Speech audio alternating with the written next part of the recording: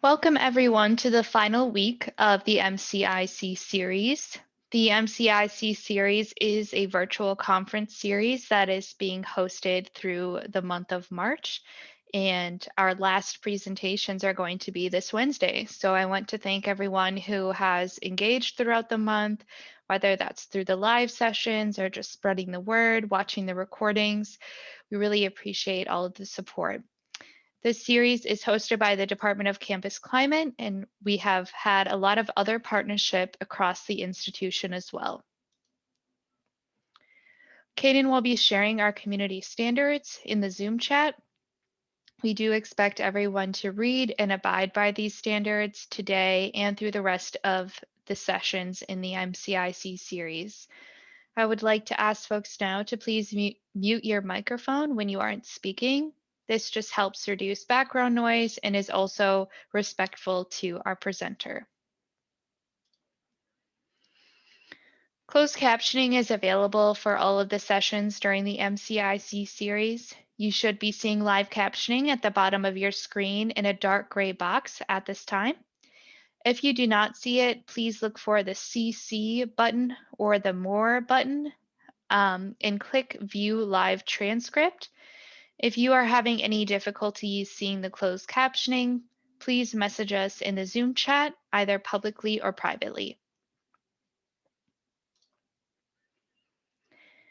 Most of the sessions during the MCIC series will be recorded. This is being done to make the sessions as accessible as possible for those who cannot attend the live sessions. The recordings will be made available up to 3 business days after the live session occurs. And you can find these on our Campus Climate YouTube channel and also on our SharePoint site. We have many recordings up and posted already. If you have any questions, comments, or concerns now or at any time during the MCIC series, please message us in the Zoom chat, either publicly or privately, or you can email us at campusclimate@uwplat.edu. I just want to share that we are going to do our best to end at the hour this evening, although Frank has agreed to stay a few extra moments if there are lingering questions. Also, if you have any questions throughout this session pertaining to the information that Frank is presenting on, you can feel free to put those in the chat or privately message them to Kaden or myself. And finally, I would like to introduce Frank King. His presentation today is entitled Cancel Culture and Media as Distraction. This discussion will address whether cancel culture truly exists and how corporate media distracts America from more important issues. This session is part of the MCIC series course led by Dr. Frank King. Frank King is an executive director in the Division of Diversity and Inclusion, special assistant to the Chief Diversity Officer, and associate professor and program coordinator in the Ethnic Studies program. I will now turn things over to Frank King. Thank you, Emily, and thank you all for attending. So when I first started looking at this and thinking about this, I started thinking about what are some ways we can have a discussion about this, but also in such a time when we are talking about like some serious topics, to have some discussion about some stuff that may be kind of like interesting to us, some type of fun to us in a way, or lightheartedness. And when I did that, I started thinking about what's the way that we can approach things. And I thought about one thing that I thought would be interesting is that if we just kind of briefly talk about the issue of the Earth being flat, and how that is becoming such a widespread. I mean, there are literally hundreds of thousands of people in the United States, and possibly even more, that believe that the Earth is flat. I've had a student that said that, not necessarily that student, but that student's parent believed that the Earth was flat. And how do we come up with such an outrageous idea of the flat Earth? You know, we've we have tons of scientific evidence that shows otherwise. The planet looks like this, but we kind of had a tendency to go along with this. And where does this misinformation come from? How do people today, with all of the availability of information that we have, would still think of this ancient that's been dismissed for so many centuries, that people still believe this idea? And I like to think that it's part of this idea of conspiracy theories and everything else. So I use this term flat earth nonsense in my classes when we talk about something that is totally bogus, but still people will have a tendency to believe it. So sometimes I'll bring up like, this is some flat earth nonsense. And so I may even bring that up today during the times of this discussion. But also, there's other major misinformation that takes place. We have people denying the Holocaust. Uh, Books are being written, and once again, the internet becomes the not necessarily the creation of it, but a place where it spreads. So I have a picture of Mark Zuckerberg. Mark Zuckerberg is not a Holocaust denier, but he said that people should, in some form or fashion, I can't remember the exact quote, but he was basically saying that people should have freedom to express their viewpoints, even no matter how wrong they are, on Facebook, on social media, right? So once again, when we talked about it in the previous weeks regarding white nationalism and also the violence towards Asian Americans, we could see that people in his situation, his financial situation, his power dynamic, that he's necessarily creating a space for this type of misinformation to go forward, and he's not being held accountable at all. And then we have these folks. These folks, for the most part, one particular thing that they stormed and invaded and committed acts of terror uh, were because of a belief that the 2020 election was somehow illegitimate, that people did not vote in the way there was. There was some type of conspiracy that was taking place. And this is once again that idea, the flat earth nonsense, right? So there's no evidence behind this, but they're still believing this because of spreading false information, either through social media, either through just doing some people just doing general uneducated searches on the internet, or also because of media personalities, actual so-called legitimate media personalities that are spreading that information. So we have a tragedy that took place of the Sandy Hook massacre. I believe it was 2013. I may be wrong, but it was a tragedy, and it was a despicable act in which uh, elementary school children were killed by a reprehensible individual. But there has been the conspiracies of people that's been propagated by individuals like Alex Jones, who is to the right, saying that this was never occurred and it was falsified information. Some of the parents of the victims received death threats because of this. Were told, we're getting all kinds of hate mail and attacked, saying that they were lying about this situation. So we have this massive major false information that's going around in our society today, and it's not anything new, but because of our technology, it's just spreading so much faster and into so many people. And then we have the idea of QAnon, right? So you have these individuals that think they're right.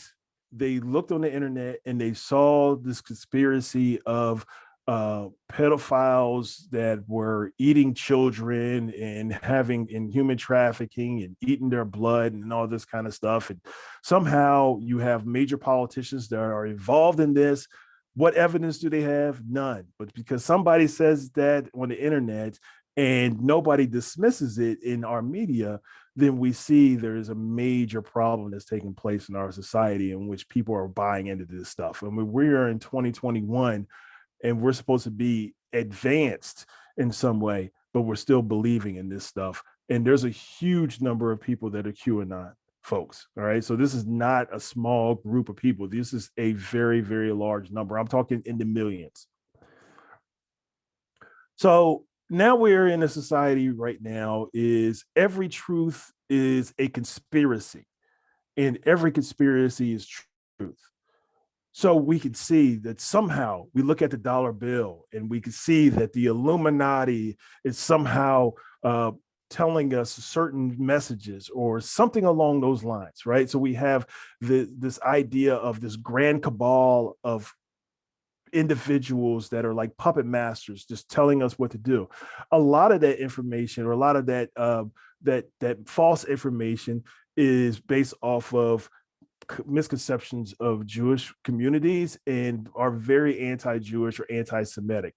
So there's a lot of this information that's going around that is leads to violent situations, right? So we saw the people invading the Capitol. We saw that there's been people that have tried to hurt or kill people based off of this QAnon's conspiracy. And so this is something that's relatively happening, and it's a fearful situation. And now we're in a situation where science doesn't matter, right? So we have issues with vaccines and saying that vaccines do this or that or the other without basis that are baseless claims.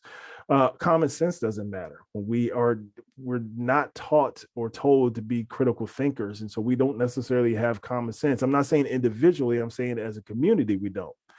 And so we believe that facts are fabrications. So no matter what science tells us, unless we are out there in space itself to see what the planet Earth looks like, Earth is flat, right? So I can't tell. So I don't see the curvature of this of the. I'm looking right out my window and I don't see the rounding of the planet. So therefore, it doesn't exist, right? And what's my proof? I saw a video on YouTube that really showed me the truth about QAnon and how what was happening in these grand cabal of people eating people and cannibalism taking place and all this kind of nonsense. And so that's something that's happening in our society right now. And how do we do this? So this is a kind of rhetorical question. I want you to think about this as we go. Uh, how do we fight this new era of anti-intellectualism that somehow becomes like it's Americanism to not know stuff in some way? The ignorance is somehow leading to our ideas of being patriotic in some form or fashion, which I have no idea why that's the case, but or understanding of this, but that somehow this is kind of leading to the idea of freedom. We have freedom of thought. Well, we have freedom to be total idiots, I guess. And I'm not a fan of that. So, Emily, if you could possibly, and I'll take it off the shop this to stop sharing, if you could possibly put up the initial question, which were so what are some topics and issues that are we care passionately about? I'd like to if we can share that one, please. So this is going to be a whiteboard that if you could please put up, that would be taken asked. And if you can use the whiteboard, Kate and Emily, do you mind instructing people how to do that, please? I'm terrible with technology, so I don't know how to do this stuff. Yeah, so you should see a button at the top of your screen that says View Options, and then you're going to want to click that and then click Annotate, and you will get this bar with many different options like text, draw, stamp, etc. And you're going to want to click the T for text, and then you can type anywhere on this board. If you're viewing this through Whova, you may not be able to utilize this, so you could also just utilize the chat. If you want your answer to stay anonymous, you could message us privately as well. This whiteboard is anonymous.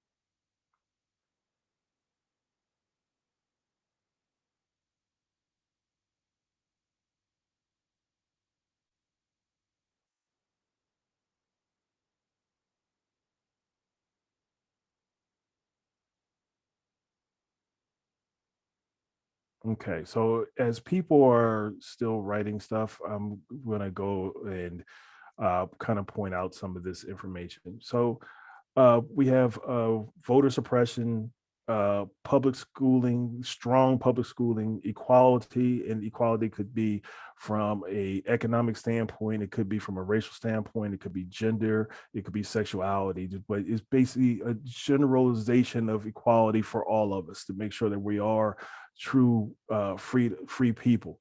Religious freedom and being able to express our religious faith freely. So there's something with that too. Universal health care for all people, criminal justice reform, abortion, mental health, attacks on trans individuals, particularly with the bathroom bills in sports, and we'll uh, bring that up a little bit too. Poverty, right? So there's an issue of poverty in our country, and so we see all this kind of information or these topics, and there's probably tons of others, police brutality, and there's others. So I'll give it another second, and then we can go into the poll. So Emily, the poll that's talking about, do you think that the information about these issues are accurately provided by our news media? Okay. Do you want me to stop sharing and pull that up? Yes, please. Okay. All right, so next is going to be a poll, and it's going to ask you questions based off of some of the information or that you posted on the previously, or just some of the things that you believe or accurately that you believe in. How much of this information do you get from our news media? And for those viewing through Whova, the question is, do you think that the information about these issues are accurately portrayed by our news media? And the options are always, occasionally, rarely, or never.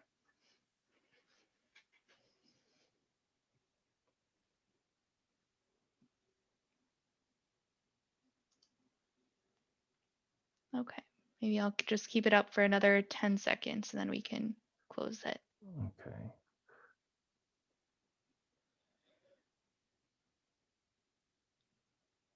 Okay. All right. So we see that it's not never it's either never or always or not in the question. So we do hear something about this in our media in some form or fashion. I see most people say it occasionally, but a few of you said rarely. And I would think that rarely would have been the larger one, because once we look in and discuss our media, that a lot of issues that we should be knowing about are not necessarily being addressed by our media in many ways. So just want you to know that. All right. Um, can I share the screen now? Yep, you should be Oh, able to. okay.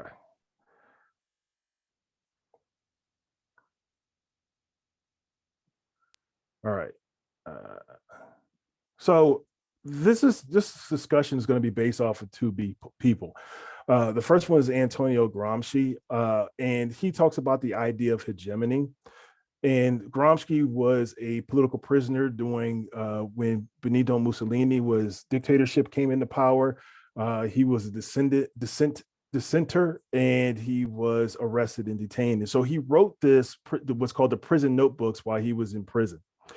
And he talks about hegemony and was just talking about various forms of control and how we consent to this control, meaning that we're not necessarily rebelling if there's some type of issue, because the system is designed to make us agree to our own oppression in a way. All right. So it's a lot more detailed by it, but I'm just giving you the one sentence version of what Gramsci's talking about. And the next one is by Noam Chomsky. Noam Chomsky he's still alive. He's like 500 years old. I think he's in his 90s though, for real. But he's one of the smartest people in the world. He's brilliant, and he talks about how the media is designed as a way of controlling us, to instill fear, to distract us from real issues, right? So therefore, we feel isolated if we believe there's a major issue out there. We feel that we're left alone, and so therefore, there's no unification in addressing these issues together, right? And so, how the media deliberately misinforms. So what I want to show right now is a video. It's a few minutes long but it's talking about what Chomsky is talking about and how the media is a form of tools and what's the process of how this works. So if we can watch this, it'd be really awesome if you can possibly maybe even have some discussion about this later on after this discussion.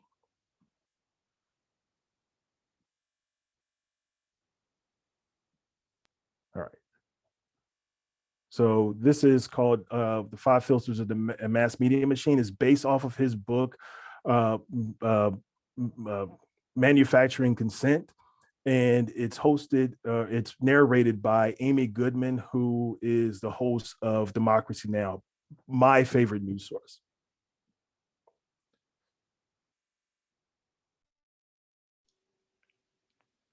Frank, we can't hear the sound.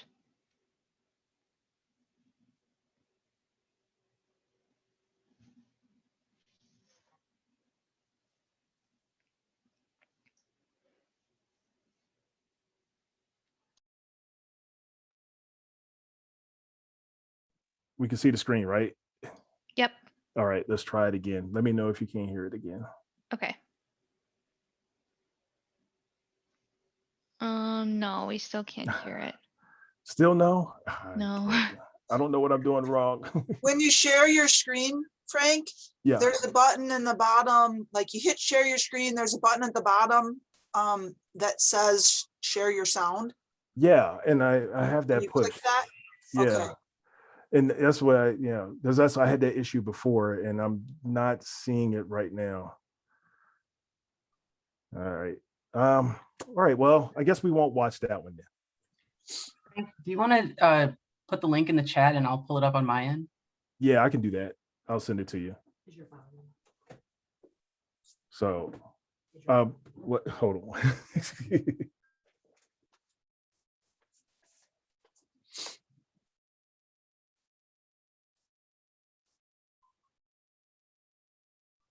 All right. So, well, we don't necessarily need to watch the video right now, and I will post it on there, and I'll send it to have it available for folks to be able to see. But we can go ahead and move forward. So, what I wanted to show you, and this is kind of like a small summation of the video, is that the video is saying that our media is controlling us in some form or fashion. When we look at how the media is essentially used as a tool of propaganda, right? So what is the purpose of our media, in news media? The purpose is to inform us, we think, right? So our news media is supposed to inform us, but it does not necessarily do that, because what is the key thing about these the news media? They are all corporations. And the idea of corporations is not necessarily to inform us or to give us unbiased opinions about things. They are to make money. And what makes money? And it makes money is not necessarily giving us clear and concise information. It is designed to give us something that we're going to be captivated to want to stay and be viewers and consumers of the media, so they can make money and profit off of us. So we look at the 6 major corporations that own almost all the media. And when I say almost all the media, I'm literally saying almost all forms of media in the United States. They own this, right? So what we listen to, what we consume is news, how we receive information. All right. So take the internet aside out of it, even though they do have ownership of different internet servers in a way, but not necessarily, they don't own the internet, but there's attempts by some of these corporations to do that, right? So you ever listen to a radio station and you think about the radio station playing the same songs every hour? And what happens with that is that they know what to play because they're knowing what to get our attention by. And so we don't necessarily get a choice in the music that we listen to if we listen to the radio on a constant basis. All right. So you get the same songs every single hour, no matter what. And so we don't get exposure to any type of new music that's out there. You think about how many songs that are made every single year, countless. But how many songs do we actually listen to when we're on the radio, right? Why is that? There's a certain purpose behind it, right? It's a marketing, it's a way of getting us to listen and find catchy songs, and it's to promote people that they want to promote artists that they want to promote, and not necessarily giving us free choice. And so we can see this with a total of almost $500 billion, $430 billion is in profit from these major industries. So let's take a look at who some of these folks are. All right. So this guy, we're talking about Sony. We're not talking about the individuals. We're going to talk about Sony right here. And what does Sony own? Sony owns Screen Gems. They own Crackle. They own Pop. They own True Channels. They own TriStar. And they own a whole lot of record labels. So not only do they have a lot of control of what we watch, but they also have a lot of control of what we listen to, who gets signed, right? So they're not going to sign an artist that maybe, not going to sell many records. They're going to look for the individual that's going to sell them the most records. And sometimes they may not even be the most talented folks. Then we're going to look at News Corp. Now, I will point out Rupert Murdoch, because Rupert Murdoch is a much more famous person, but he owns News Corp. And you look at what he has, all of Fox, right? So there's so many different Fox News, Fox Sports, Fox Business. There's so many different things. Plus, until recently, owned 20th Century Fox, but Disney acquired that. But everything else is going to be owned, that says Fox, is going to be owned by News Corp. National Geographic, News Corp is the entirety of the group. You have the Wall Street Journal, you have the New York Post, and also HarperCollins. So they can determine what can be published and what cannot be. Next, we have Comcast, and Comcast owns NBC, Hulu, the Weather Channel, Sci-Fi, Major League Baseball Network, DreamWorks, NHL Network, Fandango, Comcast, Xfinity. So they own a huge part of the cable market, and also TiVo. Time Warner, HBO Cinemax, DC Comics, CNN, the CW, all Warner Brothers, everything that's Warner Brothers, they own. TNT, True TV, New Line Cinema, CBS, Time, Rocksteady, Games, I think it's Rockstar Games or Rocksteady Games, I'm not too sure, or in Time Warner. All right, so anything that's under this, and these are not everything. These are just more the major ones that when you see up, that's going to be more familiar to you. But there's a ton of others that all of these own, right? So you see about how much of this media is owned by these businesses and corporations. And then you have Disney. Disney owns a ton of stuff, right? So, you have ABC, A&E, ESPN. That's all of ABC, the news and everything, the history channels, all the history channels, Lucasfilms, Marvel, Vice, Lifetime. Once again, these are just some of the things that Disney owns, but Disney owns a lot of others, right? So these are the ones that are most familiar to us. And then you have National Amusements. I've never heard of National Amusements, but I've heard of Sumner Redstone, right? So he's one of this, once again, an old guy, and he's just worth billions of dollars, and he owns CBS, Paramount, MTV, all the MTV channels, all the BET channels, Spike, Showtime, Nickelodeon, all the Nickelodeon channels, VH1, and many, many more. So we see that our media since the 1980s has been put into constant mergers into massive media conglomerates. And all these conglomerates do have a certain agenda that they want to get off and get through. And they want to make money and profit off of things. And they see what's going to make them the largest amount of money. Do you think that giving us actual legitimate information about things, is that going to be what their agenda is? Is it going to be giving us legitimate information so we can be clear and concise, true critical thinkers, or is it going to be something else? Right? So their goal is not to give us to be open and free thinkers, but it's to make a profit off of the viewership and the audiences. So what does this consolidation do? It limits our views and critical thinking skills.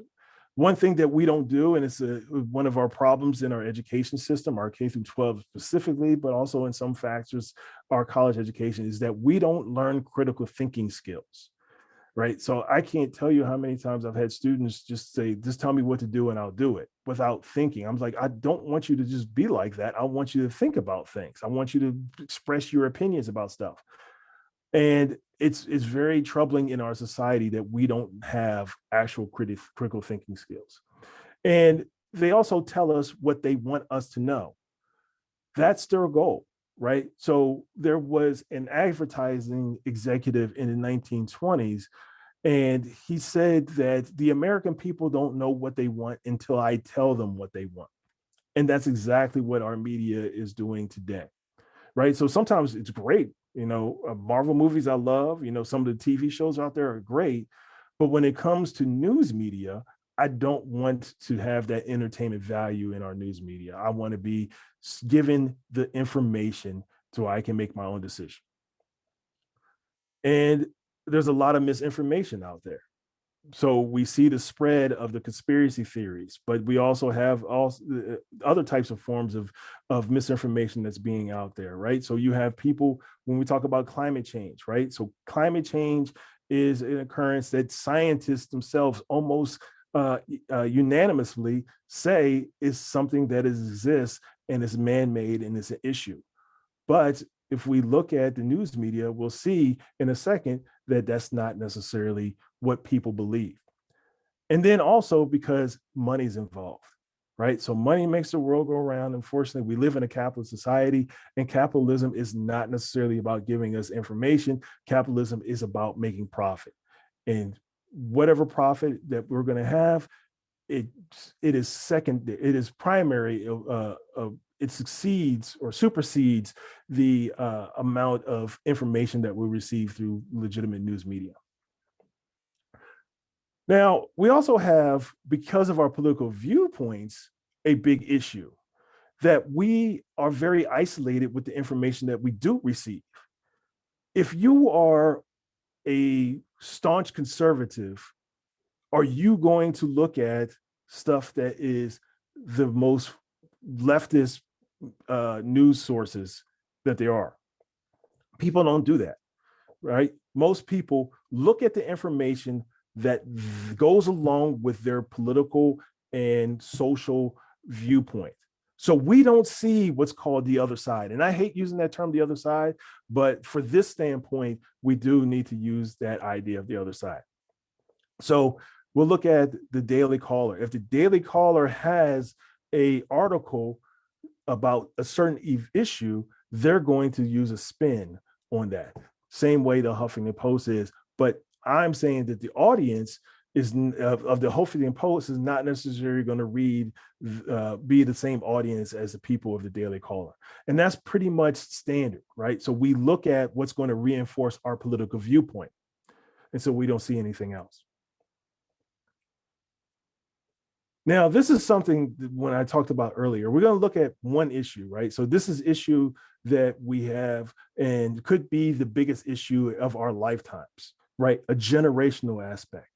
We have the issues of climate change and how much information is actually being told about this topic, right? This should be a topic that we should see just about every single day. If it is as legitimate as what scientists say, we should see this. But why aren't we doing this?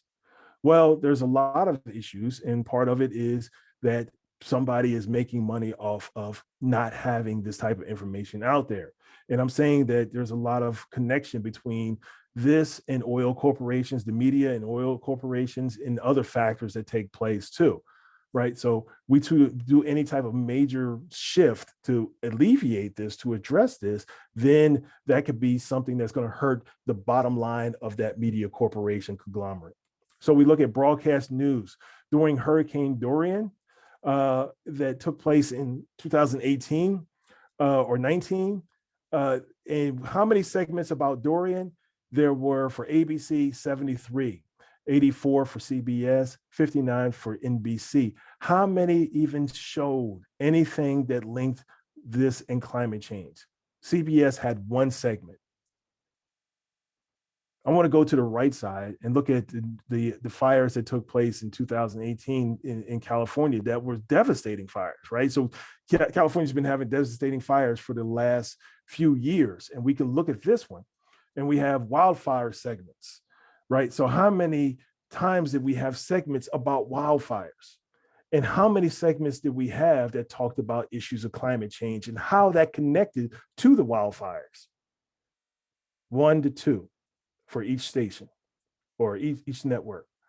And then we have in 2020, in morning news, nightly news, and Sunday morning shows that covered any aspect of climate change.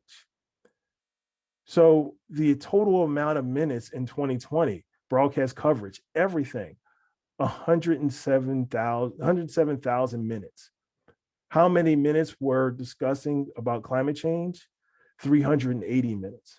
Now, if we don't see this as a problem, then okay, so be it. But if we're saying that climate change is an existential threat to our very lives and our futures as a species, why is it that this news is not projecting this information?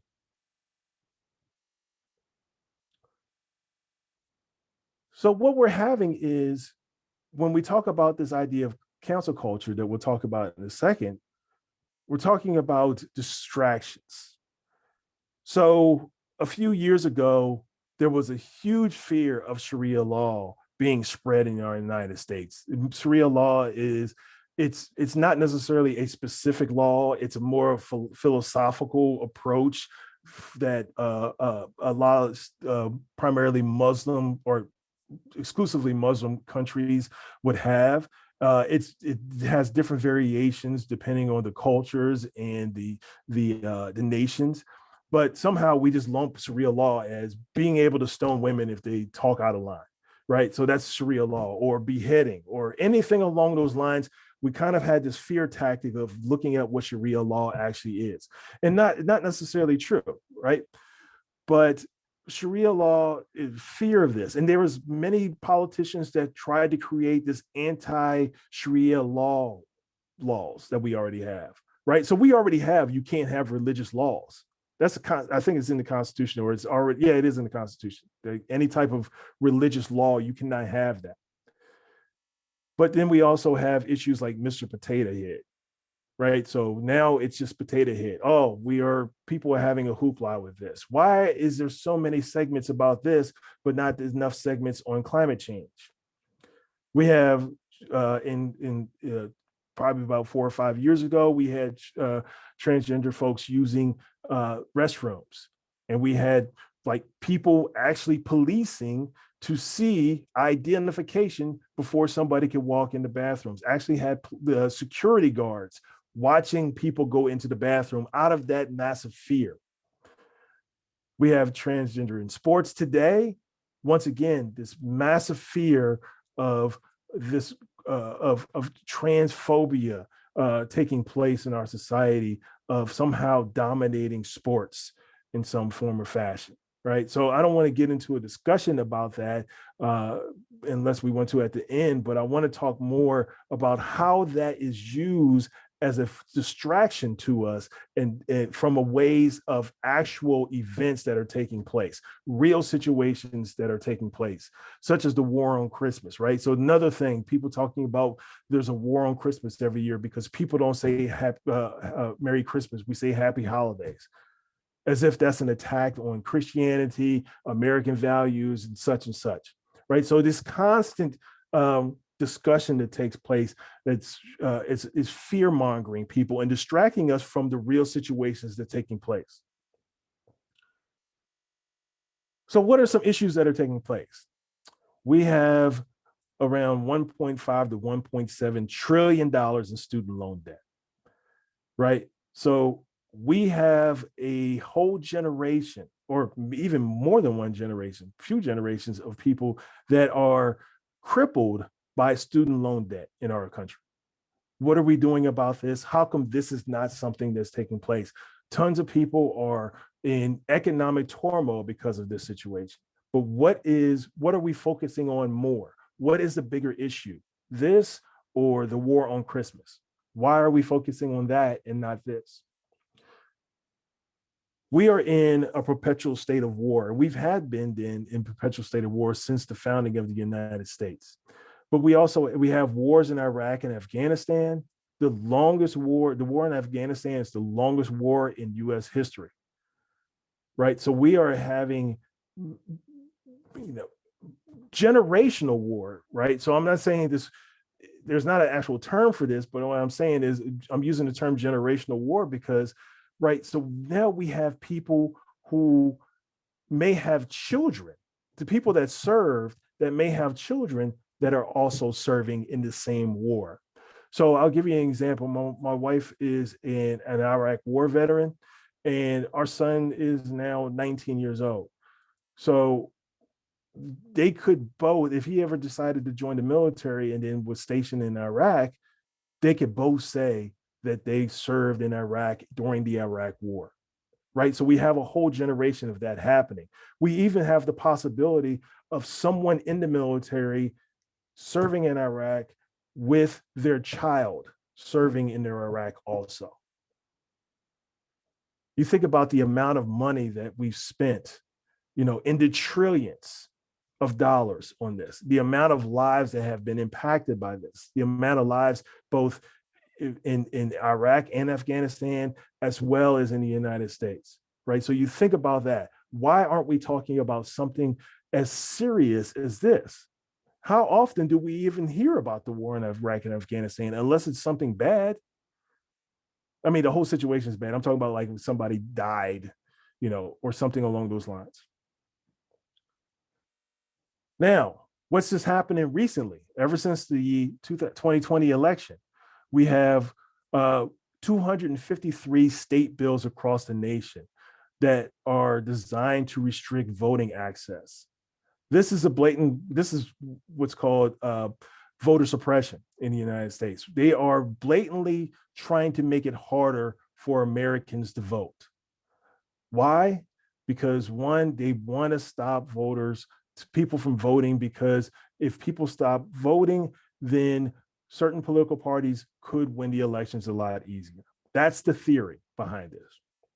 So they use these ideas of voter ID laws, or they're making, even Georgia has the most draconian law right now that they just passed, saying that you can't take water and give water to people that are waiting in line. And you think about how hot Germany is, and if you're waiting for 2, 3, 4, 5 hours, you're going to need some water. But it's against the law to give anybody water. So we're talking about making it more difficult for people to vote. This is something that needs to happen, right? So even President Joe Biden has said this is Jim Crow once again. And then we have millions of people that don't have water, clean water. Kentucky, we have Flint, Michigan, that still is having issues with access to clean water. We have just recently Jackson, Mississippi, that didn't have clean water for almost a month. And we have other places in the country because our infrastructure has failed us. When we talk about us being the greatest country in the world, we have a massive failure that's taking place in our country regarding people having access to basic needs. But we don't see this on the news. Why is that? And then we have massive inequality taking place in the United States. This is one of the most troubling things that I've seen, is that the billionaires in the United States actually profited during the pandemic. While people were losing their jobs, people were losing their homes, and just our whole structure of people were struggling in the United States. Billionaires made $1.3 trillion during this time. The average American right now, there's been studies about this, the average American right now does not have $400 for an emergency. And I mean by average, I'm saying 40%, right? So I'm using that as average, right? 40% of Americans in the United States don't have $400 in case for an emergency. And then the middle class, is it still alive? Do we still have a middle class, or has it died? It has been dwindling since the late 1970s, since the late 1970s to today. It's been dwindling pretty bad. But is it alive today? Right? A lot of us are aspiring to have a middle class type of lifestyle where we can have the white picket fence, the 2.5 kids, what have you. But do we still have that? Is that idea of the American dream still alive? Some people would argue that it's not, but we don't have a discussion about this with experts in the news, right? So we have pundits say things, but they don't have no expertise. We don't have economists that are real economists or real climate scientists or real environmental scientists. They don't pull those and have them into the news, and they don't get long-term segments. What do we have? We have people arguing with each other about certain things, and that becomes our version of news today.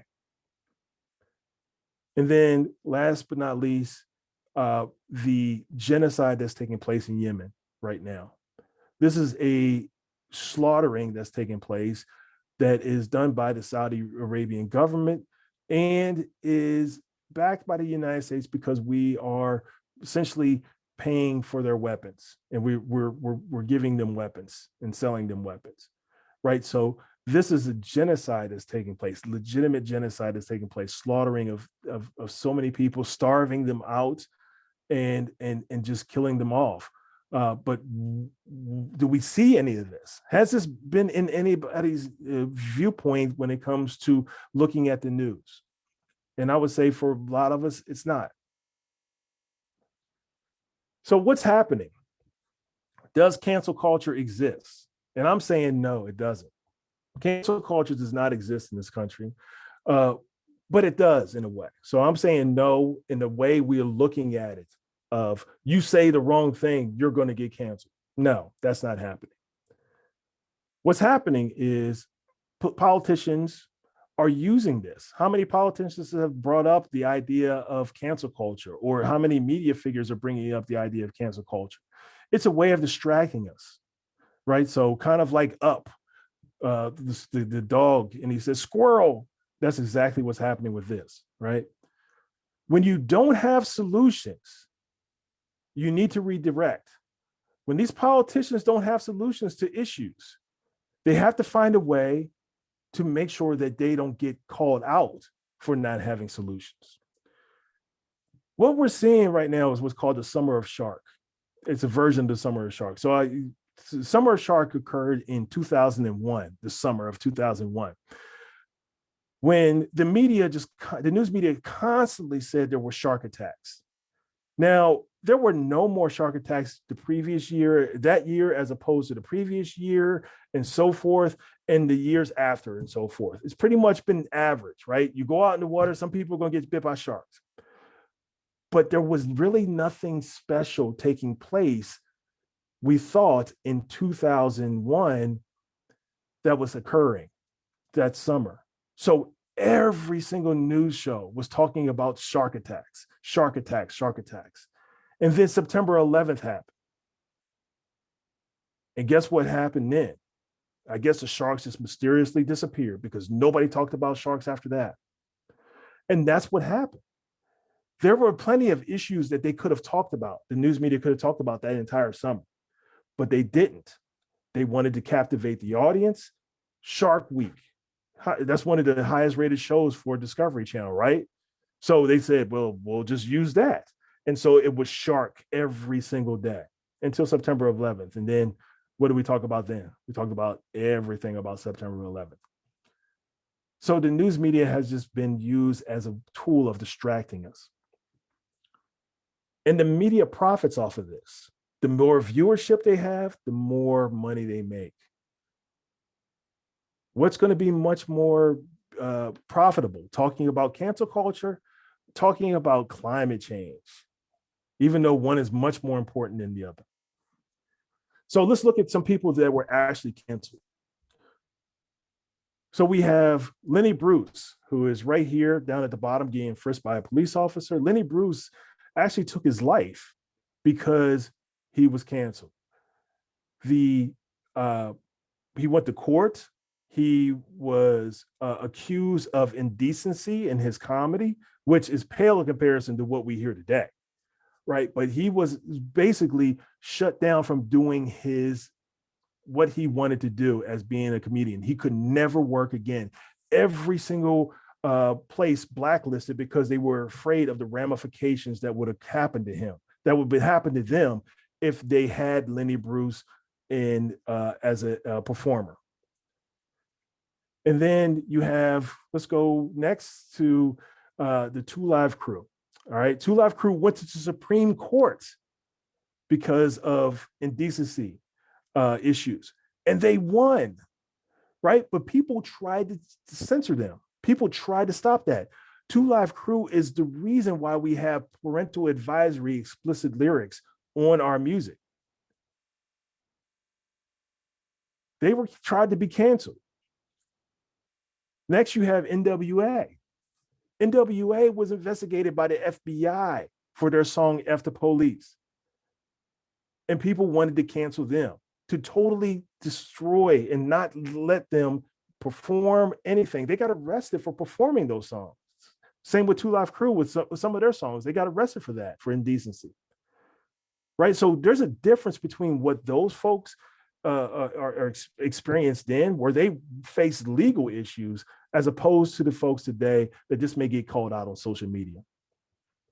And then you have the Dixie Chicks. Dixie Chicks said one statement critical of President Bush at the time during the Iraq War.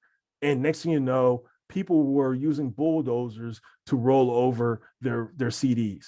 They were banned from country music stations, would not play it at all. Their careers were essentially just about finished. Now they're back and they're strong, but at that particular time, the Dixie Chicks were blacklisted across the country. And then you have Colin Kaepernick. And Kaepernick kneeled during the national anthem and has essentially been forbidden from playing in the NFL. Now, a lot of people use excuses of he wasn't a good player and such and so forth and so forth. That is not a legitimate argument. What happened is they didn't want to do it because the NFL didn't want to have any association with it. But you look at it today, when actually the last Super Bowl, you had people taking knees in some of the performances that took place. So things change and things shift when it comes to how we look at cancel culture. And I'm saying cancel culture today is not really necessarily cancel culture. All right. So what happens? All cultures cancel each other in some form or fashion. In the US, in the 1990s and the early 2000s, it was called PC culture. Cancel culture and PC culture are one and the same, but people just said, oh yeah, it's this PC culture. You know, it's these culture wars that are taking place in the United States of who wants to be canceled and who should we cancel and who we shouldn't cancel, but it's based off of our political viewpoints, right? So if you're on the right, you want to cancel somebody, you could say, hey, yes, this person is bad, we need to ostracize them and ban them, right? If you're on the left, we say the same thing about that person. But that's something that is not necessarily new. That's been going on for a long time in the United States. So is it really canceling? Or are we holding individuals accountable for what they say and what they do? So I wanted you to think about that. But before we finish, Emily, if you could possibly do the poll, or no, I'm sorry, the question, the last question, name individuals or groups that have been canceled. Sure. And what ways they were canceled. Sorry.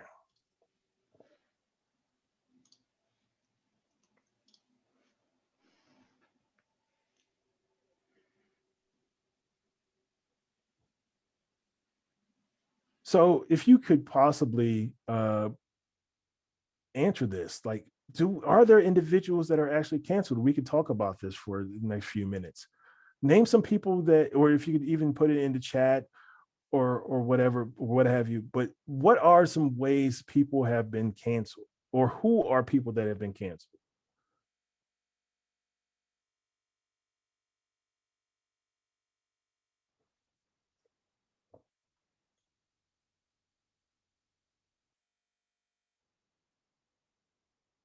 Oh, y'all would have to do the Lil Nas X after all that stuff.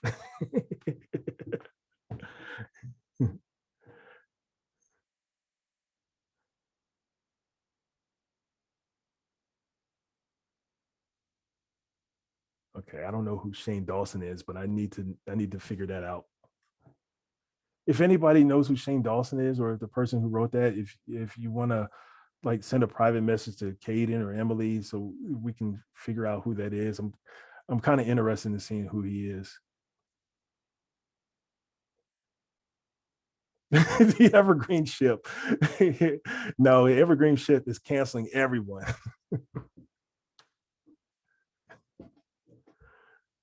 Oh, good one. Monica Lewinsky. Yes, that's a very good case.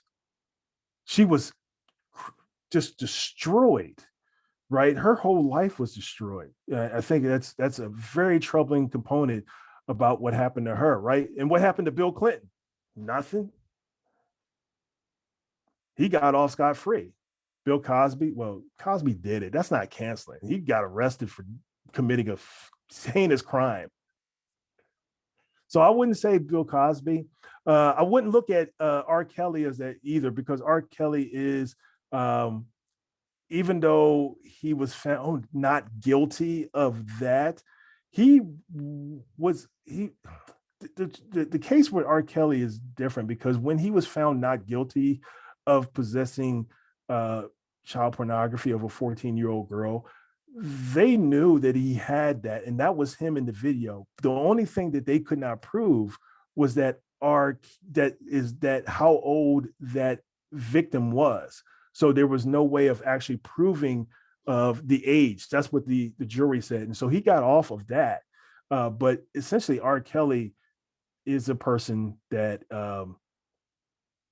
yeah, definitely is a person that should not be put in this cancel, right? So I think a lot of times when we talk about cancel, it's always the feeling that someone's innocent and therefore is not held accountable, or innocent and then criticized and then ostracized for something like that.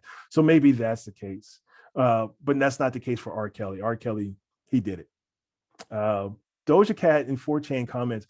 I know my daughter tried to explain this to me, and I'm like, I don't care about this. And it's more about just the idea that she was having conversations with people that were, I think, white nationalists. Please correct me if I'm wrong with this, but she was having conversations with white nationalists and kind of discussing things. And so she was um, uh, not necessarily canceled, though, because she was in the Grammys just last week. So if you're canceled, would you be in the Grammys performing? I don't know. Maybe people didn't like her. People criticized her on social media, but once again, is that canceling? James Gunn, yeah, he had some inappropriate tweets that were very disturbing, but he did not. I don't know if he was canceled. Can we say that he was canceled? And please, anybody can please interject in this. But was he canceled? Because now he's doing Suicide Squad and he's doing Guardians of the Galaxy again. So for a second, he lost his job. But here's the deal, right? If for all the folks that work at UW, if we said something that would be offensive in some way, or if we posted something on social media that would be offensive in some way, and lost our job because of that, because we know the rules and guidelines of our careers, is that necessarily canceled? Right? So I'm looking at a lot of folks in here that may have been called out in some way, but are they actually canceled? Is Kanye West? Kanye West canceled? Kanye West just won a Grammy. Some people in hip hop may not like him anymore. Some people may love him based off his viewpoints and stuff, but is that necessarily being canceled? Right? So is Kanye forbidden from ever making music again? No. Kevin Hart still sells out stadiums and makes millions of dollars with movies, right? But is he canceled? Now he got called out for saying some homophobic stuff in his tweets, and then next thing you know, he was not allowed to be a part of the Oscars, I think, the host of Oscars. But is that necessarily being canceled? loss of support in this significant amount. Well, I mean, I think so too. I mean, I think if you say something and then people like, I don't want to mess with you anymore or listen to your music or anything, would that be canceled? Like, so I'm thinking canceling is you'll never work again.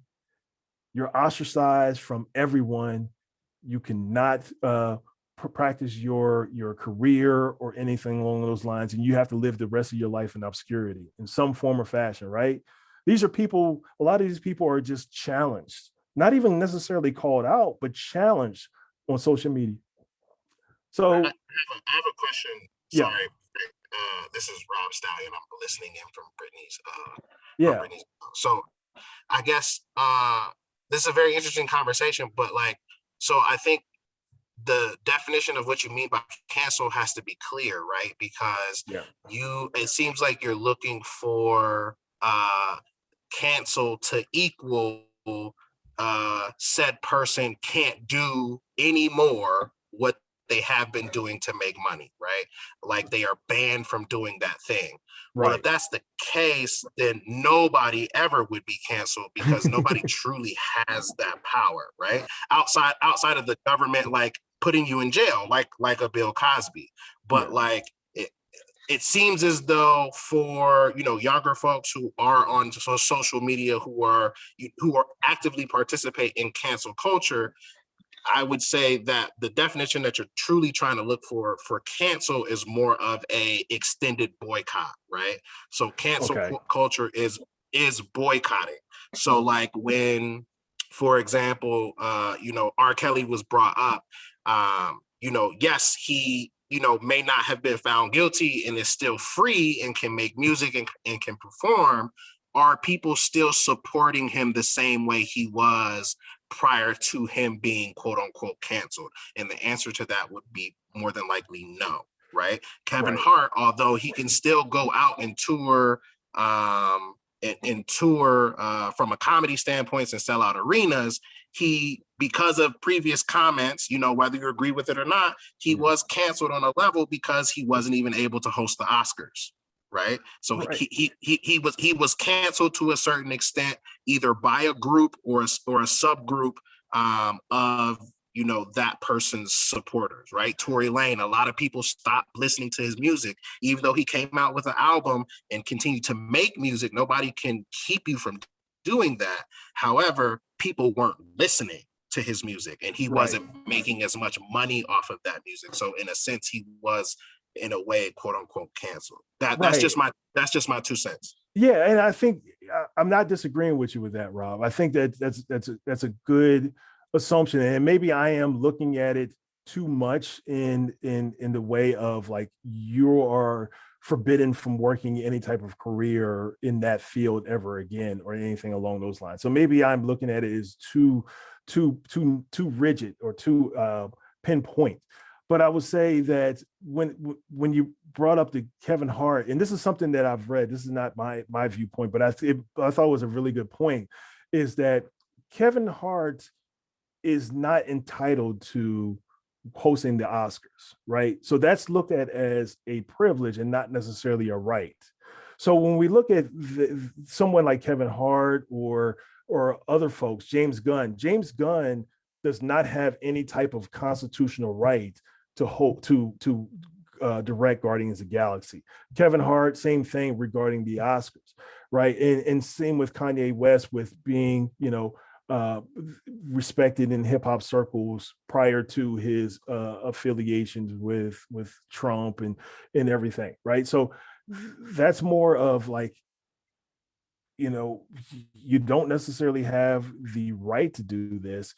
We determine, or that those businesses, because their goal is to make money, right? So Disney, who owns Guardians of the Galaxy, and the Oscars, whoever owns the Oscars, they have the legitimate right to say, you, no, we don't want you there, right? So that's kind of like, is that necessarily being canceled, or is it that business saying, no, we're not going to work with you anymore because you said some stuff and it's bad for our bottom line? And I don't know if that's necessarily would be canceled, in that standpoint. And I don't know, I'll leave it up for further questions about this, because I think that you brought up a great point. I just wanted to kind of give you that other point that somebody brought up that I read about. I think that is a good point. However, at the same time, right, Kevin Hart doesn't have a right to a birthright or anything to host the Oscars.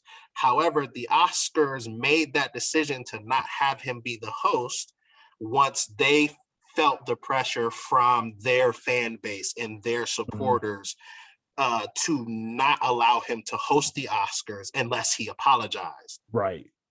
So in a way, he was canceled, not by the world, not everybody saying, you're done, you're shunned, go home, close the door, never come out again. It was more so from whatever you're trying to accomplish, whatever, pedestal or level that you're trying to achieve, supporters or the audience or the general public, puts a hold on that and says, no, we're boycotting you, or we're not allowing you to, step into this level of fandom or stardom because of you have done something that we don't like and have not atoned for that to our liking yet. So like the Oscars felt pressure from their audience, their supporters, to not have him as the host, and so they deaded it, and so he couldn't do it. Right. So he, like, it's not like he was shunned. He could still make money. But, there are people still within the LGBTQ plus community who are not rocking with him and don't support him because of things that he has said in the past. Yeah, I think I agree with that too. I mean, but once again, I still I'm looking at that as not necessarily being canceled, but more of people that by choice don't want you to be a part of this event in some way or some form or fashion. Because like, we can boycott, I think that we say, like, if I'm trying to think of like somebody that is a white supremacist comes to Platteville, UW-Platteville, and we boycott and saying that we won't attend the campus, we will start leaving, or anything along those lines. If you allow a white supremacist to come and present at the campus, right? And so what that white supremacist would use that as ammunition, saying I was canceled from coming to visiting their campus because of these students that boycotted the campus and boycotted the university, and saying that I couldn't attend. Now, is that necessarily cancel culture, or is it just in some form or fashion, whether it's guided or not, because sometimes it could be very misguided, of people making decisions and saying that we don't want to rock with you anymore? Right. So I think that's kind of like my question regarding that, because it's so hard. I mean, it's so hard when we look at from an individual standpoint. And I think that, as we look at individuals, we see that, like, they said this that may have been inappropriate, may have said that, or done this or done that. And is it like them losing a fan base? Is that necessarily canceled? Because I will say this, I used to listen to, I'm trying to think of somebody outside of I'm just going to use Kanye, but I don't listen to Kanye anymore. Am I canceling him, or am I just deciding that I just can't rock with him anymore?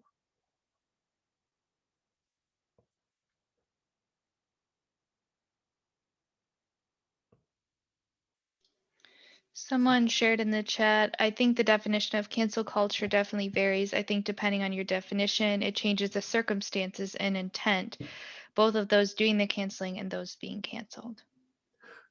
Yeah, definitely. And it's oftentimes with your political viewpoints too, right? So there's been calls to like boycott Ted Nugent, right? But if you're a fan of Ted Nugent, then you're like, this is cancel culture, this is ridiculous. Or we bring Lil Nas X, right? So there's movements by people that are conservative to attack Lil Nas X and saying this is the boycotting or canceling him.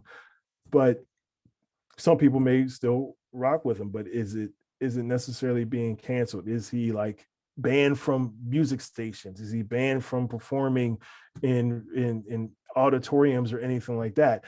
I don't know. I mean, so I would say if his career was from my standpoint, I would say if his career was totally just like, boom, shut down by the government or by corporations or anything along those lines, then that would be canceling. But once again, we're having a conversation about this when we should be having a conversation about other important components. So that's the kind of the problem with looking at this and giving it power, giving this type of dialogue more power than what we should have.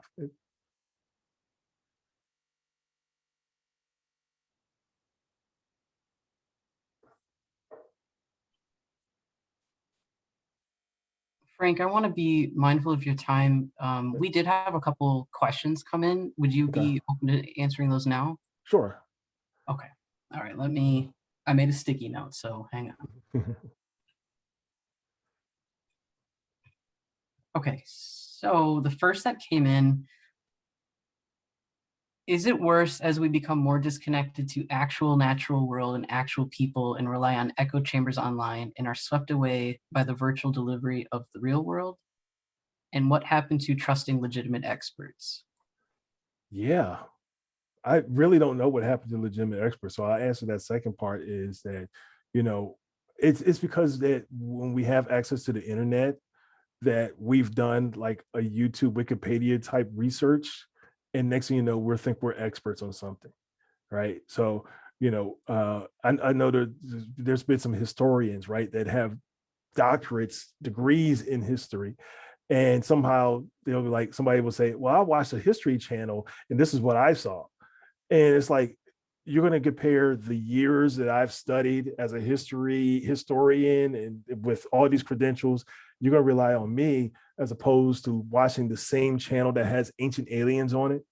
So we have that type of problem in our society that we equal this type of stuff. How many doctors? I mean, I've known some MDs that would say that, they have patients that would look at, WebMD or something else that would try to dispute what the actual expert is saying. So I think that has a lot of things that we just exposed to too much information too fast without actually being able to think critically about that. And then the first part, what was the first part of the question again? I think they were asking if the idea of cancel culture is becoming worse as we become more disconnected and separate from more organic interactions, with actual people and become more heavily reliant on online versions of conversations and virtual delivery of things. I would think that it's not even just cancel culture, but I think it's just more of the approach of just general misinformation that will be more as we become more isolated. We're constantly on our phones. We're constantly on our front of our computers more and more. And as this goes, and possibly even for the next generation, it could be possibly even worse, that we are going to be like in our own bubbles.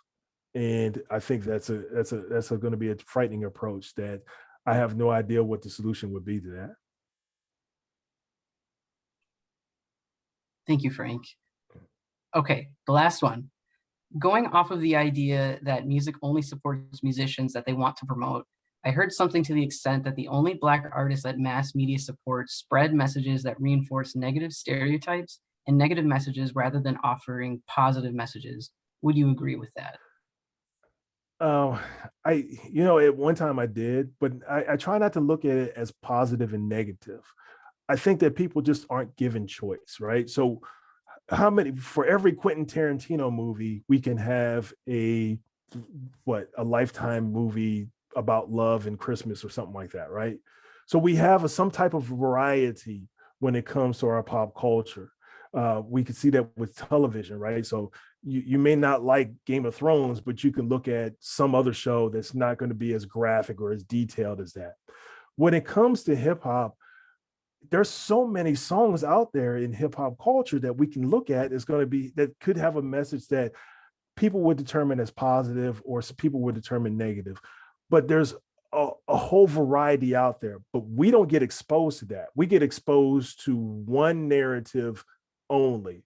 And so we don't get an option. So I think that's the problem is we're not given a choice of what to listen to. We're listening to something that would people would personify as negativity, but a lot of times do personify and connect to racial stereotypes of people. And that's what makes the most money. Yes, you're exactly right. It's the narrative that makes the most money. So what sells? Sex sells, violence sells. And so hip hop, we're gonna promote the hip hop that promotes that.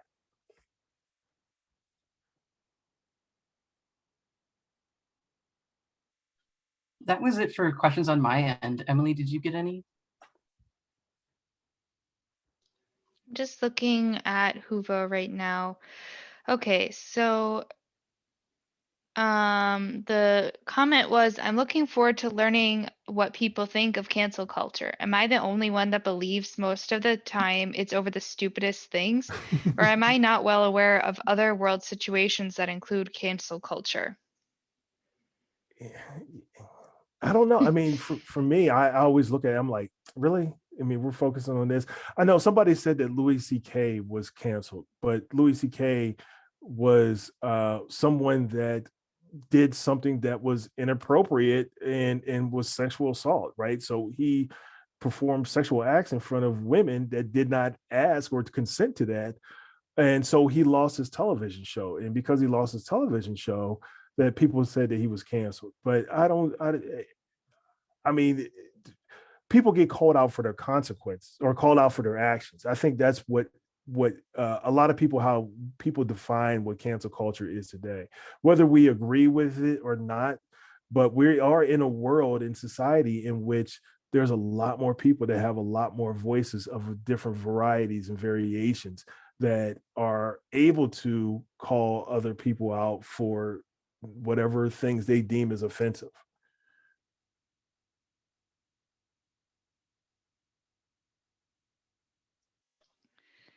That was the only question I had on my end too.